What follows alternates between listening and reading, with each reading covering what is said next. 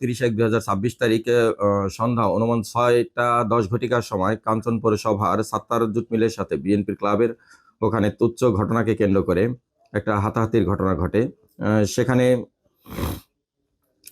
আজহারুল ইসলামকে কিল ঘুষিয়ে চড় থাপ্পড় মারিলে তারপর পরবর্তীতে তাকে সেখান থেকে স্থানীয় লোকজন হসপিটালে নিয়ে যায়। হসপিটালে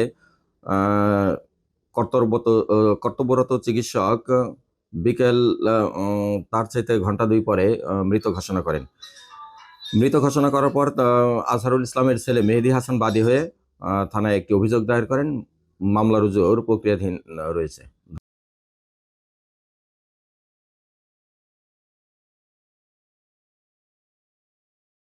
যে আমার ভাইয়ের বিচারটা আইনের মাধ্যমে হোক, সে নিষ্পাপ ছিল, তার কোনো শত্রু ছিল না, এটাই আমি প্রত্যাশা করি সবার কাছে।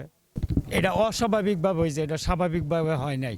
স্বাভাবিকভাবে আছে, দেখা গেছে একজন বয়সা রয়েছে, স্ট্রোক করে সে মারা গেছে, তারে ঘুষি দিয়া তারে মারা হয়েছে, এটা আমি শুনছি, একজনে বলছে আমারে যে এই ঘটনা হয়েছে।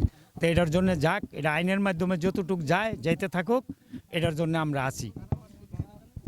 কে মারছে এটা আমি বিষয়টা জানি না, আমি শুনছি একজনের কাছে মিটিংয়ে এক লোকে কইল যে তারে ঘুষা দিছে, ঘুষার পরে আমি চাইতাছি সঠিক বিচার হোক এটার। তো এখন আইনের মাধ্যমে যেটা ভালো হয় সেটাই করুক।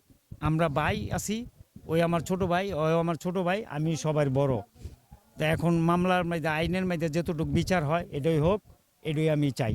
একটা এই যে আমাদের গতকালকে একটা প্রোগ্রাম আছে, এই প্রোগ্রামটার লেগে আমাকে সিনিয়র নেতৃবৃন্দরা আমাকে ডাকাইছে, 4টা বাজে টাইম দিছে, আমরা 4টা বাজে গেছি। এইখানে আমার একটা পদ পদবি লই আর কি একটু বৈষম্য হয়েছে আর কি। এই বিষয়টা আমি করছি, কথা কইতেছি, ভাই আপনি আমার এই বৈষম্য করলেন কেন? তখন রাজীব কই একটা ফোলা, রাজীবে কইতেছে এই বেটা তোর কি এর পথ? আমি কইছি ভাই আমার কি এর পথ না, এই যে আমার পথ, আমি মোবাইলটা বার করে গেলে এইরকম ভাবে কইছে এই যেটা আমার পথ, এই যে আমি সভাপতি ওয়ার্ড, এটা কইছি মতন তোর কেডায় পথ দিছে, কি এর পথ তোর? আমি কইছি ভাই এই যে আপনি দেখেন পথ দেন, পরে এইটা কইছি মতন একটা ফাঁক দেয় রাজীবের লগে উত্তেজনা হুরা, এই বেটা তুই খারেছিস করে ব, এটা সেটা করে উত্তেজনা ফাঁক দেয় একটা ফোলা, এর নাম হইছে আপনার হাসান। হাসানে মনে করেন আমার এই যে কালারের মধ্যে ফাত করে দূরে উঠছে, কোনো কথা নাই, কিচ্ছু নাই, হাত করে কালার ধরে লাইছে, এটা ধরছে মতন আজার মামা হইছে আমার সামনে। তো আজার মামা এমনি ডাকায় করতেছে, এই বেটা তুই ওনার হারে ধরতে এসেছিস কে লেগা? এই মানে ধাক্কা ধাক্কির মেয়েদে মনে করেন বইয়ের মেয়েদে একটা এমনি ধাক্কা লাগছে আর কি, এমনি ধাক্কা দিছে মতন ওনায় দইরা বুকলে বয়ে উঠছে এ দূরে। আর যেই লোকটা ছিল সে আওয়ামী লীগের সাথে দীর্ঘদিন রাজনীতি করতো, এখন বিএনপিতে আইসা মনে করেন এই করতেছে, এই বৈষম্যটা তৈরি করলো আর কি।